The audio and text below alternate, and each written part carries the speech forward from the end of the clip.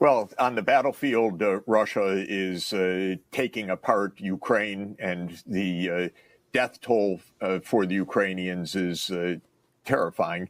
But Washington remains steadfast on one point, which is no negotiations, no discussion of real solutions, a war-only approach.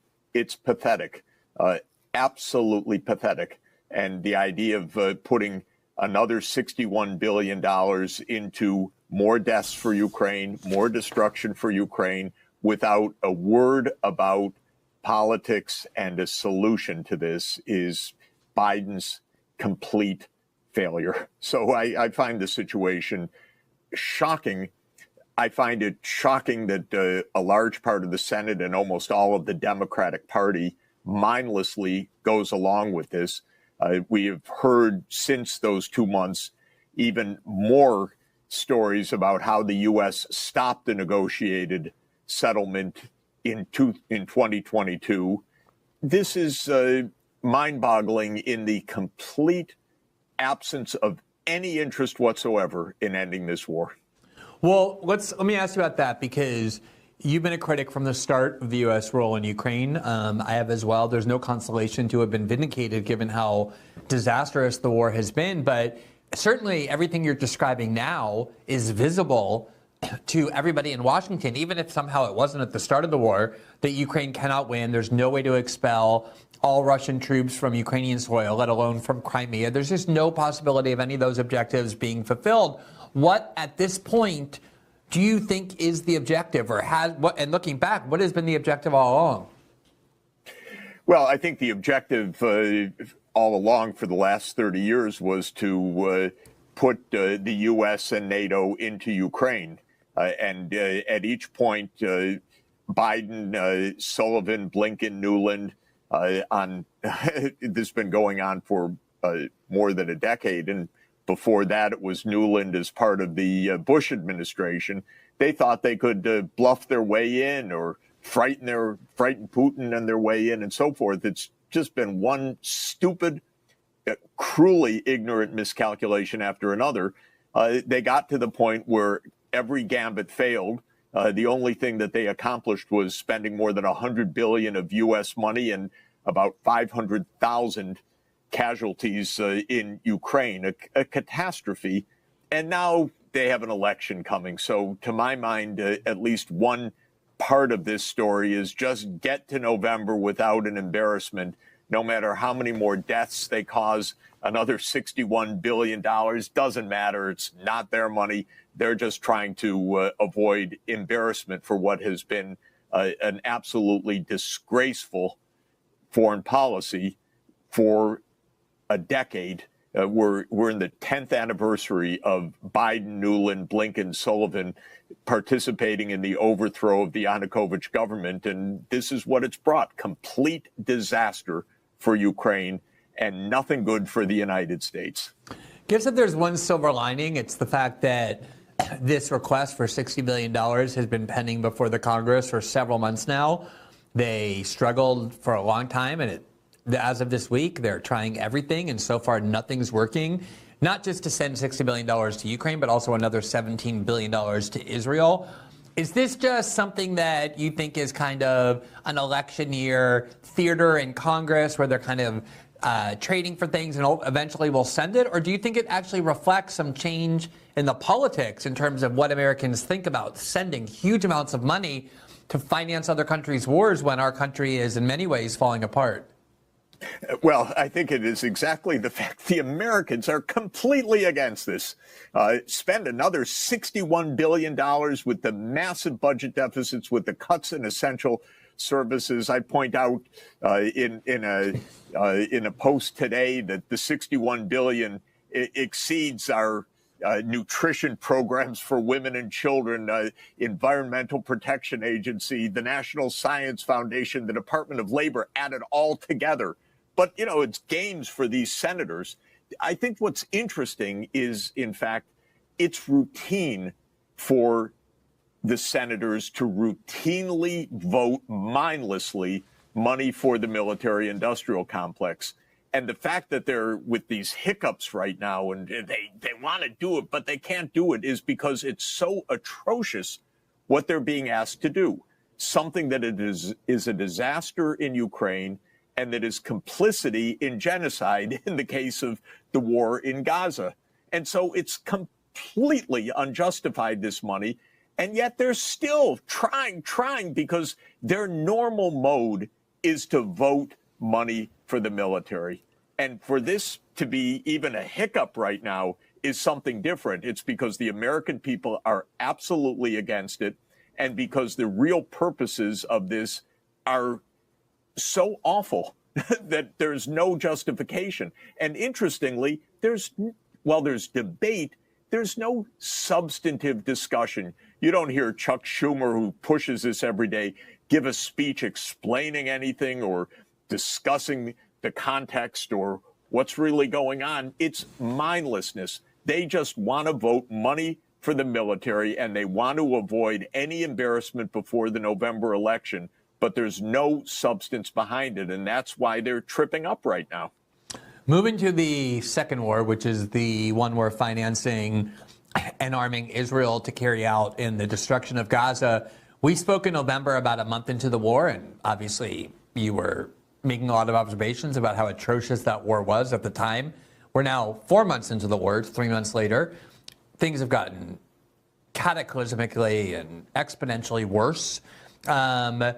Where do we stand in this war, and what now do you think Israel's actual objectives are? They're saying this war is going to last for several more months. They just rejected Hamas's counteroffer for a ceasefire. Netanyahu seems intent on continuing this. What do you see as the driving motives here?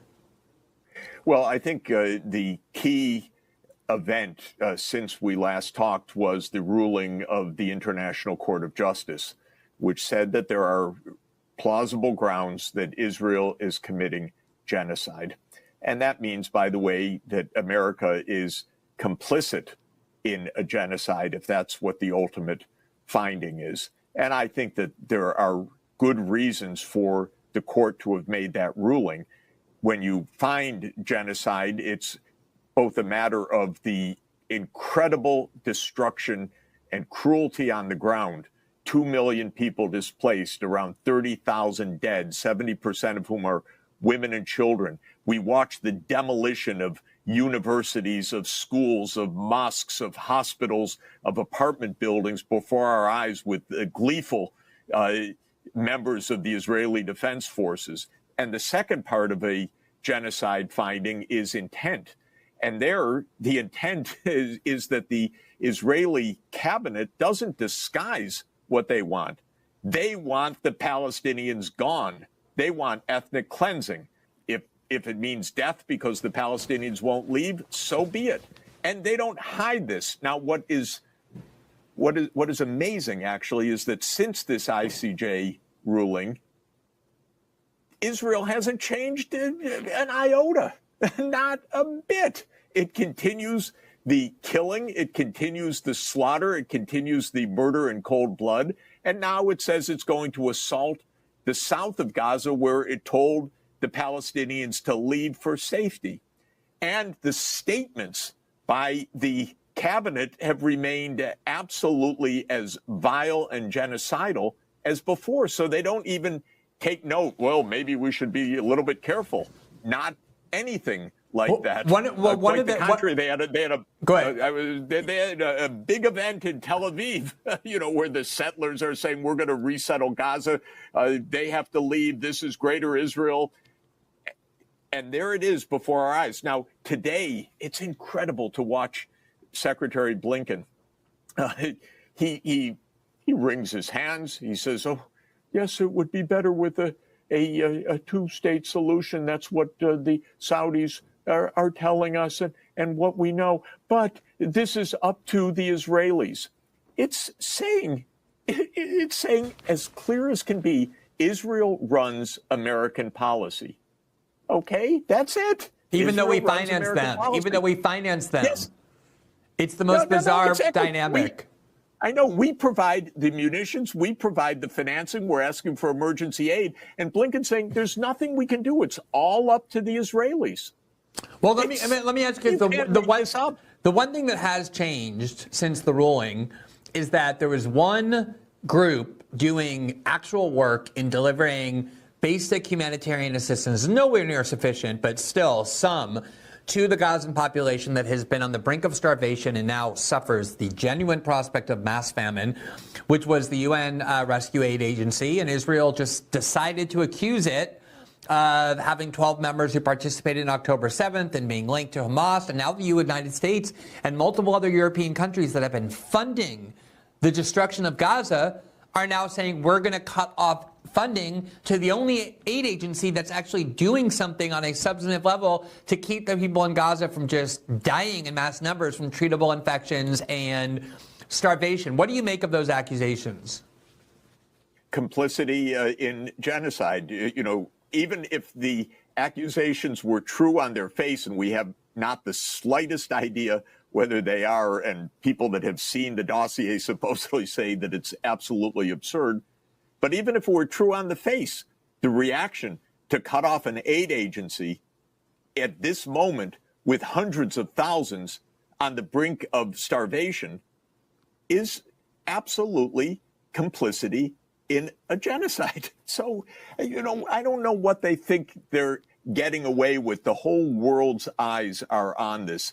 There will be a report by South Africa shortly again to the court. There's nothing hidden in any of this. Of course, being held accountable for genocide doesn't stop the genocide by itself, but the American leaders are absolutely complicit in this, and the senators like Schumer, who just give them the money, doesn't matter, are complicit in this too.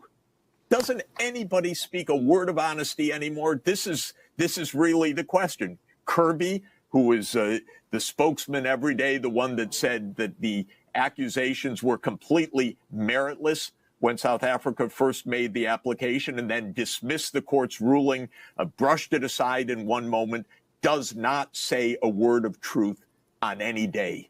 And this is how we are right now. Of course, the world's extremely dangerous when it is so miserably governed, and when the United States, which is a big military power, is absolutely without decency and limits.